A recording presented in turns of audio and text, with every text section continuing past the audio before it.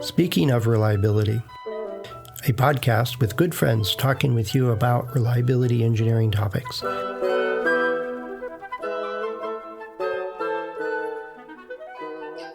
Welcome to Speaking of Reliability. This is Fred Schenkelberg. And this is Chris Jackson. We're talking about reliability engineering and the holidays. Holidays from reliability engineering. Well, yeah, that was the intent. You had just come back from, a week or so off along some beachfront someplace. And oh, yeah. And I asked, how would you do this, that, and the other thing? Is, we just kind of hung out by the pool and the coast for a couple of days. And I said, that sounds like a real break. It was. There's something therapeutic and refreshing about ocean water, seawater. Don't care what anybody says. So were you on the West Coast or East Coast? You get sunrises or sunsets? No, I was on the East Coast, the Riviera Maya on Mexico. But okay. But it just forgot how long it's been since I've been truly Australian, where every day you get up and, if you can, go for a swim in the beach and soak all those troubles away. Well, that's kind of the thought here, is that, we get wrapped up in reliability engineering, and also is partially sparked by last night I heard a news story in the financial show that I listened to, talking about companies are offering unlimited paid time off. And depending on the culture of the company, it was very, very clear that nobody ever took vacation ever, even though it was offered as a package. Yet it was such a system and such a culture that you really don't take vacation. And others that had a really good culture about it. And if you wanted to do a 3-week trip to Europe, you could, and it was supported. And the senior management did examples of that. And it was kind of a work culture and workloads that permitted that kind of work. And nobody would call you while you're on vacation. What made me think a little bit, though, is even if you take a micro vacation, I heard about this years and years ago, is if you're working on a problem and you're kind of heads down and you're just not making progress and you can't fit all the pieces together, it's just not making sense, is go for a walk. Yeah. Don't take a book with you. Don't do anything. Just go for a walk. Go walk around the block, walk around to the nearby park, walk under the trees, and come back, take a deep breath. And it's amazing how many times it just goes, okay, now I see it. Now it works. Yeah. No, it's one of those. Mental health is one of those things. I think the line between mental health and mental well-being is becoming increasingly blurred in a good way. I mean, I think back in the day when we were young, you're either crazy or not. Yeah, it's very simple. But now there's mental health, there's mental well-being. There's you might not be crazy, so to speak, but everyone's got something. And I think I'm guilty of this too, where you just don't take those walks you're talking about. It just feels wrong. Here's a problem at hand. I've got to get this done. Got to get this done. And me walking won't help me get this done. But you're right. You absolutely need to take breaks, holidays in particular, to refresh. And when it comes to statistics and things like that, when you're encoding as well, trying to get to the bottom of the problem, for my dissertation, for my PhD, I furiously worked on solving the problem in the wrong way for months, and then the penny dropped. Went, that's what I need to do. You probably thought about it while you're taking a walk or in the shower or at middle of the night. Or it's hard to switch off, but there comes that point where you need to separate yourself from what you're actually doing to work out what you're actually doing. Yep. There's something about the subconscious mind that it continues to work on stuff and it comes at it in a variety of different ways, that then it goes, let me tell you about this one. You're talking to yourself a little bit, but it's, and I had a boss that at one point, I'm struggling with a problem and trying to solve some particular analysis. And she would say, she would never give me the answer, even though I know she knew what to do and how to do it. She says, well, how about looking at it this way? it was just a reframing, just a different perspective of something. And you go, oh, okay, let me give that a try. And it made perfect sense. And it Right. was just and I think taking a break and really switching off the vacation, it lets you, I find going on if I'm away for a weekend and don't do any work and try not to do anything, it Monday morning, I haven't really separated yet. I find for me anyway, it takes 3-4 days before its work stops. It's it's just the way I stuff is fresh in mind, and it's what we're having for dinner wasn't the biggest decision I wanted to make. And so after about 4 days, it's like, all right, I'm going to enjoy this process of figuring out what restaurant we're going to tonight. And finally get into it. That said, I did do a webinar day 3 of my my vacation. Yeah. You were there. Yeah. It can happen. Um, but it's the part of what we do is think through problems, and failure analysis and data regression problems, and finding what the vital few are. And we have timelines and deadlines, and there's urgent things happening pretty much for any of us in the reliability world. That stuff's going on all the time. And as a precursor to the next time we talked, Chris, we were talking about it earlier, is like, what's the Starliner? Is that the Boeing one that got stranded Yes. I bet you there's not a lot of vacation going on right now on that team of engineers. No. And Well, yeah. maybe the director said, it launched. I'm out of here. I'm going to the Riviera for a month. You guys handle it. And yeah, I don't think so. No. That's not happening. But the idea is that Americans in particular, and when my time living in Europe taught me, is that we don't really value the time away type stuff. I remember trying to plan a trip to Italy in August, and it was this is 40 years ago, and the travel agent I finally decided to talk to, because I couldn't find any place to stay. And he says, well, that's because they all close. They all go to the mountains. It's too damn hot in Rome in August. So the whole industry shuts down because even Italians don't go there. Nobody should be in that city. It's like going to DC in Washington, DC in August. It's Right. all the politicians aren't there. They all leave. They're smarter than that. So anyway, it's the idea is that we get vacation time in most organizations, most situations we're in. And even if you're a consultant, you have control over your schedule.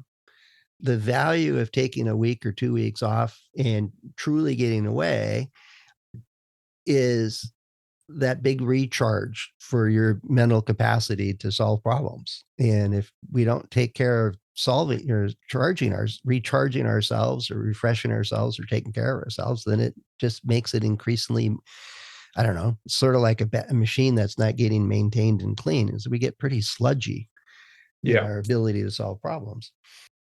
And then on a more day-to-day type thing is, yes, go to lunch, go talk to friends, go for a walk, go for a run, leave the office on time. Those kinds of things, those all matter for our efficiency, if nothing else. So. Well, you raise a good point about going for a run. Exercise is one of the best ways to take a break from what you're doing. Everything else, even a walk, you can sometimes just keep your mind cluttered with the issue, which is destroying your life. It's a lot harder to do that when you're squatting 300 pounds or whatever it is you do. It's just well, you might be doing that. I'll be looking at those folks over across the gym going, yeah, I'm not picking that up. Whatever your version of working hard is, it's a great thing to do to force your brain to stop. Well, it was one of the things I ran into accidentally, actually. Is I always enjoyed mountain climbing. And then I ran into somebody that said, well, how about rock climbing? We do it on mountains oftentimes, and it doesn't have to be. it is such a, and if I was squatting 300 pounds, it would get my full focus. Because make a mistake, you got a problem. Um, or bench in all those other exercises when you start really pushing hard at those things, you got to know what you're doing. Otherwise, you can really injure yourself or others. Yeah. And with rock climbing, it's the same. There's certain precautions and ropes and safety things that we do. Yet, even with all of that in place, I have a top rope, which means there's a rope attached well above me that if I fall, I'm only going to follow the amount that the rope will stretch, how much slack is in it. And if you have a good belay partner, they're keeping that slack reasonable for you, so you wouldn't fall very far. Even with all those things, I found that it was complete focus. Where are my hands? Where's my balance? What's the next move? It was impossible to think about work. Right. And I think those kinds of activities allow us to see things in different ways, that when you come back to it and you refresh yourself on what's the issues and what's the variables and how do I deal with this. I don't know how many times, I've lost count of how many times I've come back and go, aha, I think I know an approach that will give us a clean picture of what's going on. Right. Whereas if I just sat in my office and pounded away at it, furiously working away at the wrong approach. Yeah. It's all about balance, isn't it? There are sometimes you just need to put your, nose to the wheel and do what you need to do, and you finish when you're finished. But even then, you got to try and force yourself to take those little micro breaks, whatever it is you need to do. That's where drinking coffee comes in. You got to go get a hot cup of coffee every hour or so. Right. It's just something, whatever. But what works for one person doesn't work for another. Yeah. And whatever it is you do, I've read reports written by people where clearly they didn't take any breaks. It's just content. Let's just say it's content. It's not. I've known some salespeople that are like that. There's a salesman in the neighborhood where I live, and we get together for a community get together and chat and gossip and do all the stuff we do. And this guy's constantly thinking about his sales and who's his next client, and he's practicing on us basically. And I'm like, do you ever turn off your sales pitch? And he goes, and then he launches into why he's such a good salesman. And right. And I almost bought it, like a small nuclear reactor pump from him, because that was, what he was selling. It's like, well, that's, I think another thing too, is that we often forget that even though it's engineering, even though there's a lot of statistics, even though there's a lot of, this is the equation, that's the equation. There's so much beyond just plugging in and playing. There's so much, even just taking the time to work out, well, what is the problem we're trying to solve? That requires a lot of contemplation and perhaps definition and understanding before we do anything else. And I see plenty of engineers rush past that because they, want to engage that sort of work mode. That work, we've got to do this, we've got to do that, we've got to fill in this equation, we've got to run these tests, we've got to generate this data, and that, in a way, just making sure you frame the problem correctly is taking a break from all those numbers and all those things that we associate with doing whatever it is we do. And that break can sometimes save you weeks of effort because you don't want to furiously solve the wrong problem, which every one of us has done at least once. Oh, yeah. Well, I think we mentioned it in the last episode. It's becoming our mantras, maybe we should use that as our sign off. What decision are you informing? What decision are you working on? Because I could work all day on doing a perfect regression analysis. And if nobody cares, nobody's going to ever use it or look at it. I just wasted a whole day. Might have been fun for me, but I don't think I get paid for the enjoyment of it. No. Yeah. That would be cool to work in an organization where you get to do whatever you want. Is there any research lab situation, or is that academics? You get to do whatever you want and they pay you anyway. Some people get that rarefied air. I know I've worked in one or two organizations where they have this R&D group can do whatever they want. And honestly, it hasn't worked out either time because these people were able to do whatever they want without any guidance. And so they did whatever they want. They solved their favorite problems and they weren't helping you to develop solutions for today's problems. So I've seen that happen and I've seen it be essentially not useful. I remember going one of these R&D people say, hey, here's something that could really help us out if you guys could want to sink your teeth into this one. And no, thanks. We're gonna keep doing something regarding renewable energy. Does that renewable energy have anything to do with any of the things we're building? No. Okay. Okay. No, the HP Labs, they were kind of that, but it was always under the criteria that even if it's going to take 10 years or 20 years before this becomes a viable product, it has to be attached to something that we can sell to either create a new market or to do something useful with or whatever. And I from what little I know about Apple's R&D groups, it is all about it's got to be a product. They're not exploring, smart paint, for example. Yep. Paint a computer on your wall, the kind of thing. I don't think they do a lot of that. They might. Yet I didn't get the impression that was a big part of their culture. No, but that's where it works well. I mean, that's where Apple's been used to researching and developing their stock standard products, let's just say that. Mm-hmm. But the organizations I was talking about are those sort of bloated corporate grey, just people who are in charge because they've managed to negotiate the political ups and downs of getting to where they have been. So they then create this weird competition for promotion and adulation that doesn't actually have anything to do with making better products. And people point out, hey, the stuff we're doing is outdated. Other people are doing better things. And so what is their solution? I will have an R&D department. Okay. And they're going to get money and they're going to do stuff. But because these are the people, I think you know what I'm talking about, they have lost their engineering chops. They don't even know that they need to give the R&D team something to sink their teeth into, to give them guidance. Yeah. Well, there was the old thought of that if it's Skunk Works or if it's the Rogue team that goes over, they'll save the company. But we can't ask them what they're doing because that'll get in their way. It's like, well, right. I don't know what book you were reading, but I don't think it works that way. Nope.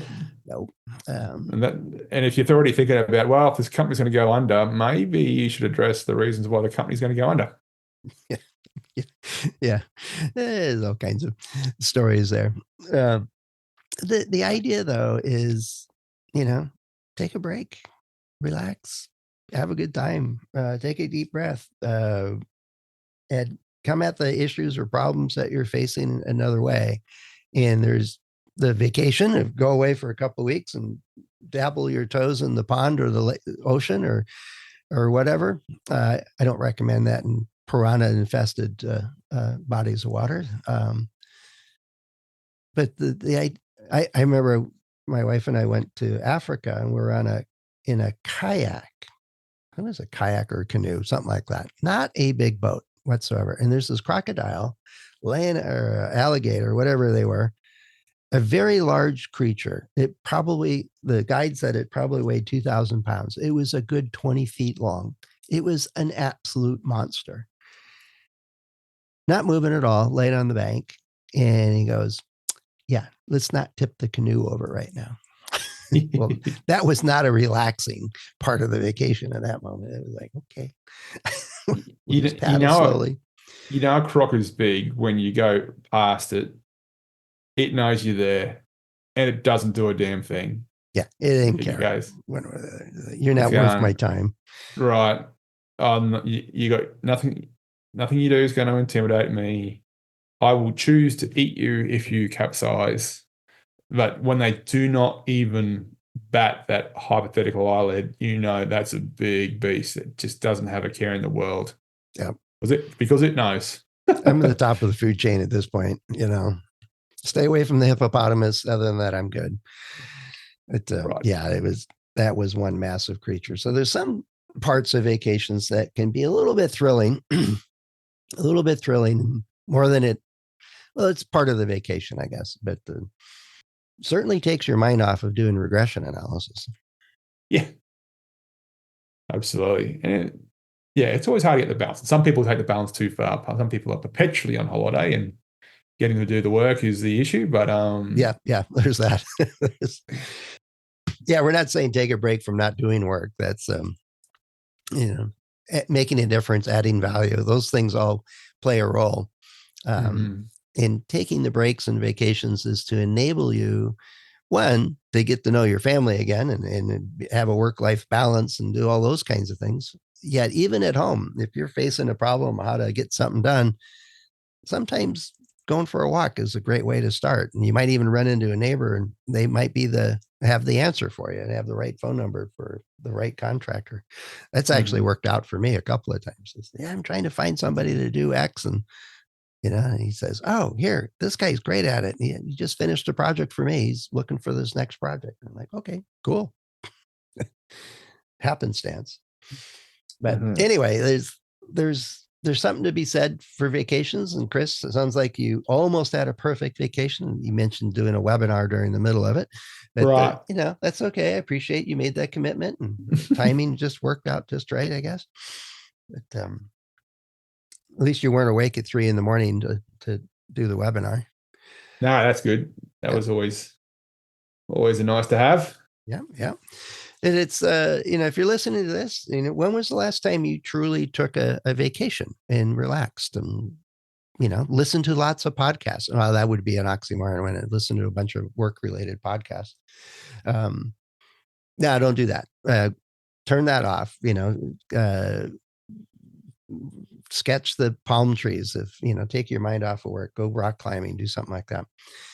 When was the last time you did that? And what kind of benefits do you have? And if you do have a technique or a trigger or something that allows you to say, hey, I need to take a break, what works for you, and those kinds of things.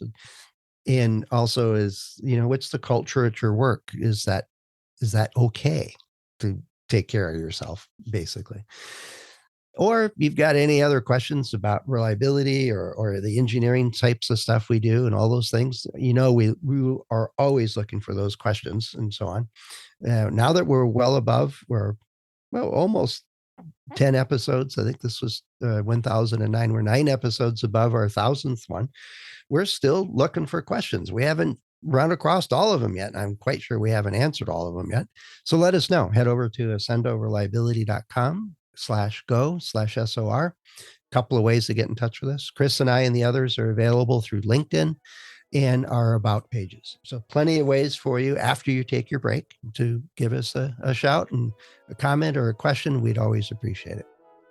How was that for a long run-on sentence? Well, I need to go on holiday for it. I do. I'll take a break for the rest of the day. You're going to clear it with my wife, right? All right, Chris, thanks much and welcome back from your vacation. Thanks, Fred. Always a pleasure. Thanks for listening to Speaking of Reliability. We invite you to join the conversation. If you have a question or a topic that you think we should discuss in a future show, please let us know.